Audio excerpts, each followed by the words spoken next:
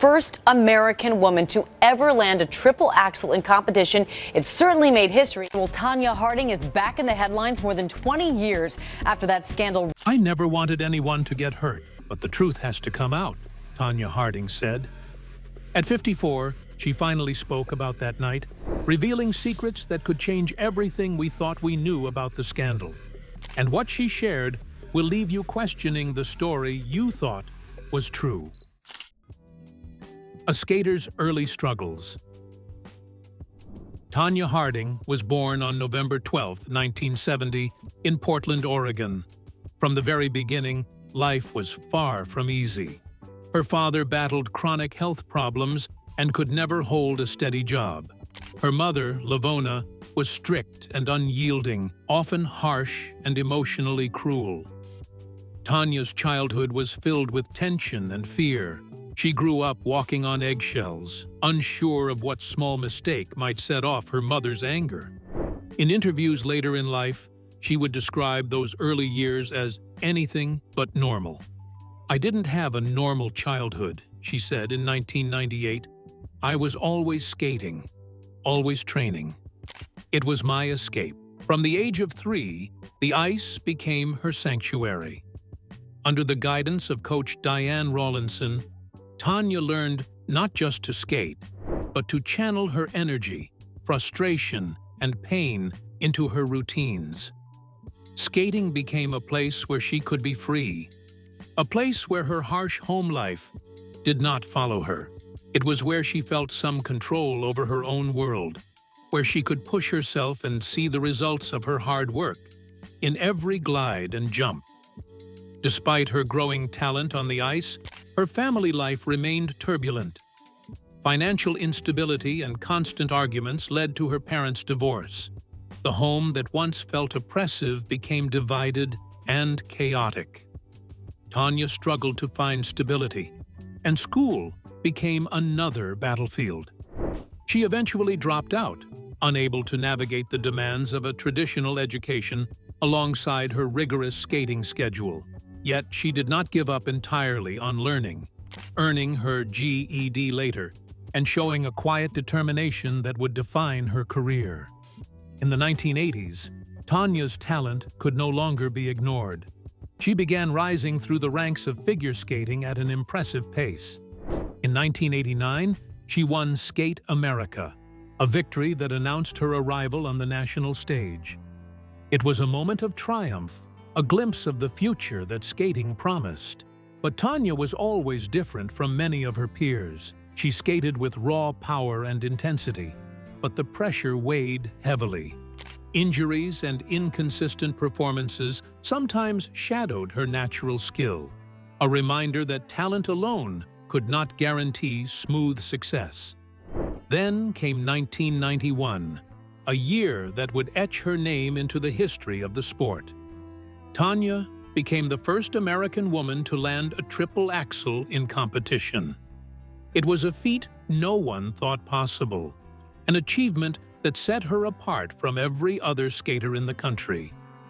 The cheers, the cameras, and the media attention followed. But even in moments of glory, the struggles of her past never fully left her. Looking back, she reflected, "It was my escape. The ice became her world, a place where she could achieve something that felt entirely hers, even when everything else seemed against her." But behind the glittering skates and flashing cameras, Tonya's personal life carried darker scars that would shape her destiny forever. Let's tell you sad details. Family betrayal and deep wounds. Tonya has openly discussed those years, describing the pain as constant and unavoidable. "I was just a little girl, and I didn't know how to stop it. I didn't know how to make it stop," she said in a 1998 interview, her voice trembling as she recalled the fear that shadowed every moment of her early life. Even as she glided gracefully on the ice, away from the harshness of home, the hurt followed her, carried silently behind her smiles and performances. The pain was compounded by her half-brother, Chris Davison. He tormented her in ways that went beyond ordinary sibling rivalry. His actions were cruel and often violent, leaving Tonya feeling trapped and alone. She remembers calling the police, desperate for someone to help her escape the abuse. But when the authorities left, nothing had really changed. At home, her parents dismissed her suffering. Their indifference made her feel as if she were facing the world alone, forced to endure a childhood filled with fear and helplessness. Tonya's relationship with Chris was complicated and painful. In 1994, she admitted that he was the only person she ever truly hated. The statement was chilling, a window into how deeply his cruelty had affected her. She carried that resentment and anger silently, even as she pushed herself harder in the rink. She could not afford to show weakness. Her dreams of becoming an Olympic skater were bigger than her desire for comfort or safety. But every jump, every spin, every competition was also a reminder of the life she could not leave behind. In 1988, tragedy struck again when Chris died in a sudden, unsolved hit-and-run accident. While the world around her continued, Tonya was left to process a new kind of grief. The death of someone she had loved and feared in equal measure added another layer to her complicated emotions. She had survived abuse, neglect, and the indifference of those who should have protected her. But the loss of her half-brother left a hollow ache that no medal or victory could fill. Even as she navigated these early traumas, Tonya's personal life became increasingly tumultuous. At the age of 19, she married Jeff Gillooly, a man whose charm masked a darker side. What started as romance quickly turned into a cycle of fear, control, and violence. Tonya later revealed in interviews that Jeff could be unpredictable and abusive, both emotionally and physically. She described nights filled with yelling, threats, and intimidation, leaving her anxious and isolated. He could be sweet one moment, and then the next, he would explode. "I didn't know who I was living with from one day to the next," she admitted. The relationship was turbulent, marked by jealousy, possessiveness, and frequent fights that spilled over into her public life. Little did Tonya know, the pain from her childhood was only the beginning. Soon, her name would be tied to one of the most shocking scandals in sports history. The attack that stunned the world. January 6, 1994, began like any other day for figure skating champion Nancy Kerrigan. Good morning again, Robin. We all know that Tonya Harding's legacy will be forever linked to that infamous attack on Nancy Kerrigan back in 1994. She had finished her practice session in Detroit and was preparing to leave the rink when suddenly everything changed. An assailant appeared, striking her above the knee with a metal baton. The blow sent her crumpling to the floor, and the pain was immediate and intense. She cried out, "Why me?" And those words would be heard around the world. The incident quickly became headline news, with cameras and reporters capturing every detail of the shocking attack. The figure skating world was thrown into chaos. Fans and competitors alike were stunned by the violence that had intruded into a sport known for grace and elegance. For days, the media replayed Kerrigan's anguished cry over and over, a haunting reminder of the brutality that had taken place. The image of her clutching her knee, tears streaming down her face, became iconic and heartbreaking. Behind the scenes, investigators worked quickly. The FBI uncovered a shocking plot. Tonya Harding's ex-husband, Jeff Gillooly, and her bodyguard, Sean Eckhart, were revealed to be the masterminds behind the attack. The news sent shockwaves through the skating community. People struggled to understand how a world-class athlete could be connected, even indirectly, to such a violent act. The details were murky, and the public was desperate for answers. For Tonya, the timing was cruelly ironic. She went on to win the U.S. championship just days after the attack, a victory that should have been purely a moment of triumph. Instead, it was overshadowed by the scandal, and Kerrigan's absence made the headlines even louder. Tonya had trained for years for this moment, yet she now found herself at the center of a storm she could not control. Despite the scandal, both Tonya and Kerrigan were selected for the 1994 Winter Olympics. Their names were forever linked, not just by competition, but by the shadow of controversy. The world watched them prepare for Lillehammer with a mix of fascination and judgment. Every jump, every spin, every smile was scrutinized. The rivalry that had once been athletic was now deeply personal in the eyes of the public. In a 2018 interview, Tonya reflected on that time with a mix of defensiveness and confusion. "I knew something was up. I just didn't know what," she admitted. Her words captured the ambiguity of the situation. She insisted that she had not been part of the planning, yet the closeness of the people involved to her own life made the lines between knowledge and ignorance feel blurred. The world was eager to believe the worst, and Tonya was left to navigate a media frenzy that seemed impossible to escape. The attack on Nancy Kerrigan was more than just a crime. It was a turning point that changed the lives of everyone involved. For Tonya, it marked the beginning of a chapter in her life where suspicion, media scrutiny, and public judgment would define her every move. The ice that had once been a sanctuary now felt like a stage, where every misstep would be magnified and remembered forever.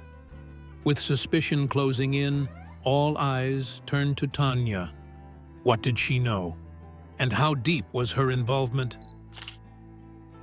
Lies, confessions, and media storm. After the attack on Nancy Kerrigan, Tonya Harding found herself at the center of a storm she could not control. The media descended on her life with relentless intensity. Cameras following her every move and reporters pressing for answers. Interviews became awkward and uncomfortable. Tonya, always candid but unpolished, struggled to navigate the questions. She answered defensively at times, at other moments with confusion, never quite able to satisfy the public's hunger for truth. Every word she spoke was dissected, twisted, and replayed endlessly. At first, Tonya denied any involvement in the attack. She insisted that she had no knowledge of the plan, no part in its execution. But as the days passed, cracks began to appear in her story. Friends, coaches, and acquaintances hinted at suspicious behavior, and journalists scrutinized every detail of her life.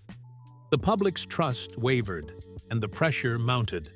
It was a world where silence was dangerous, and speaking out often made things worse.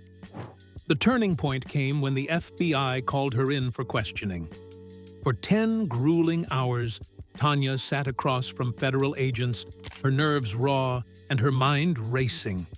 Every question seemed designed to trap her, every pause amplified by the cameras waiting outside.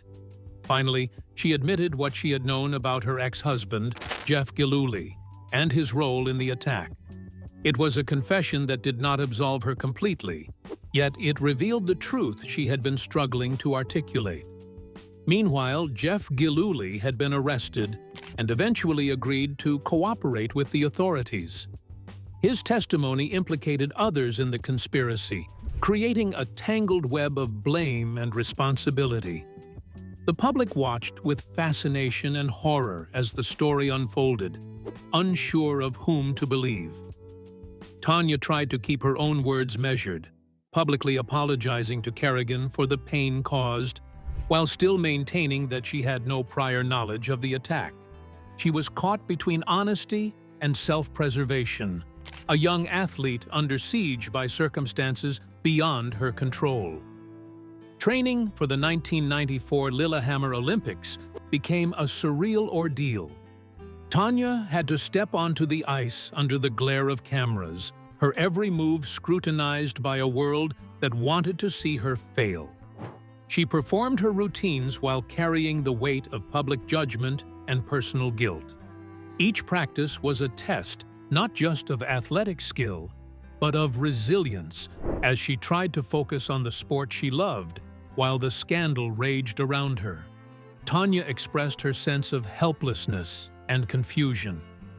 "I had no idea this was going to happen.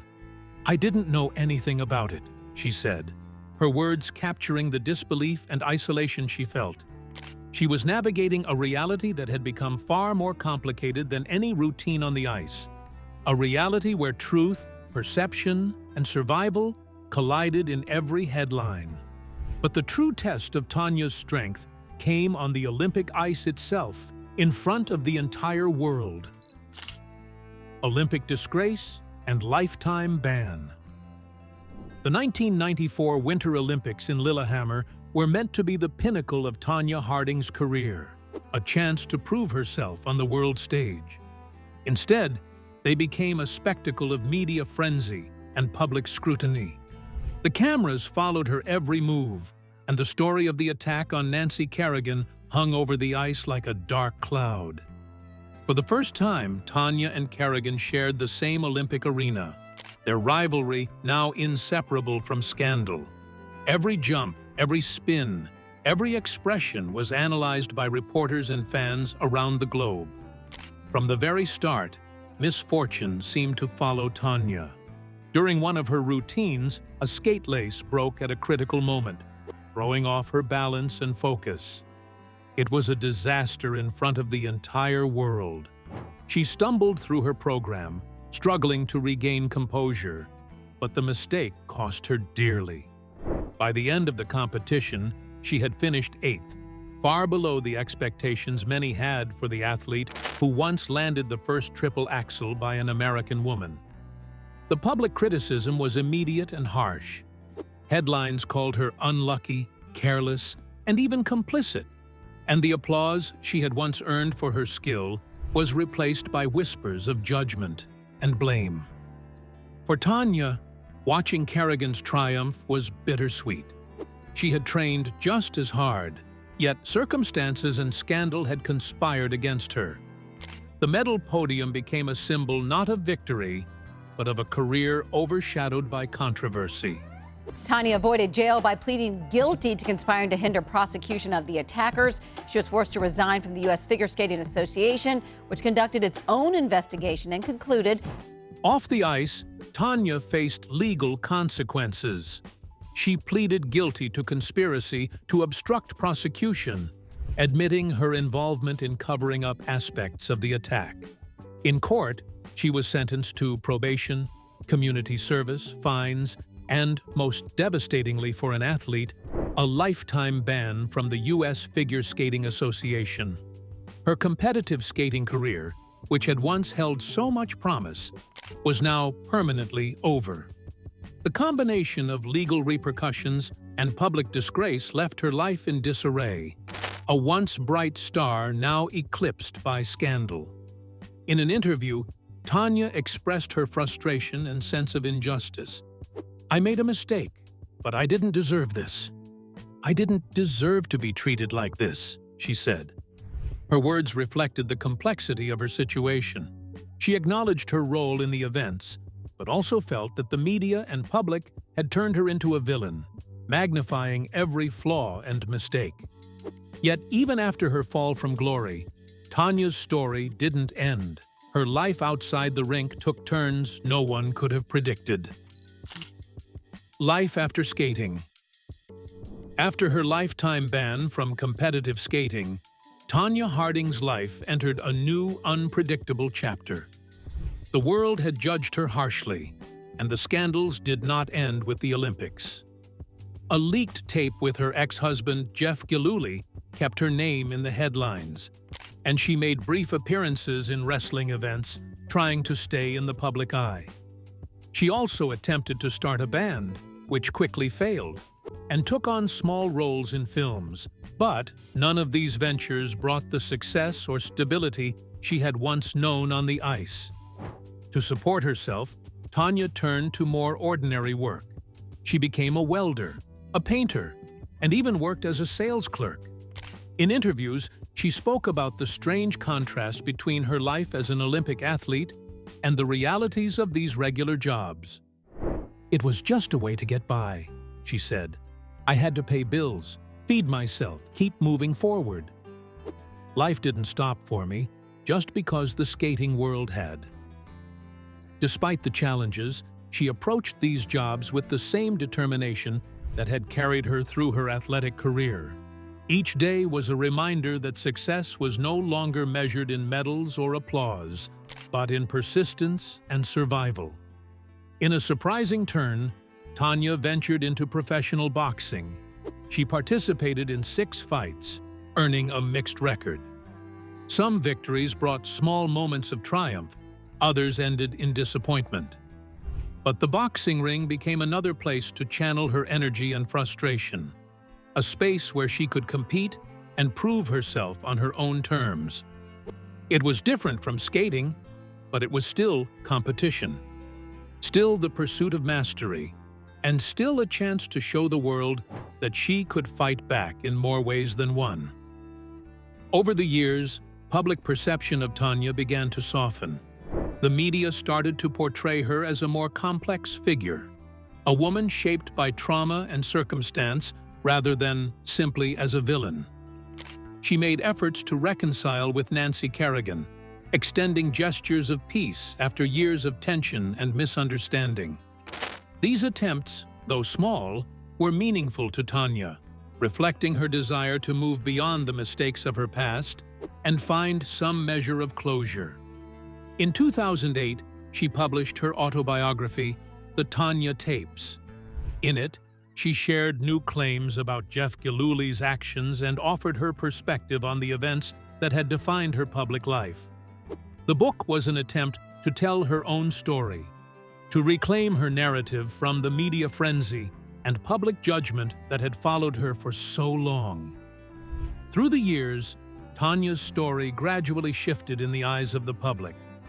Once seen solely as a scandalous figure, she came to be recognized as a complex, misunderstood individual who had endured abuse, trauma, and relentless scrutiny. Her life after skating was not glamorous, but it was real, full of struggles, attempts at reinvention, and the quiet resilience of someone determined to survive on her own terms. What do you think about Tonya Harding's journey? Share your thoughts in the comments below.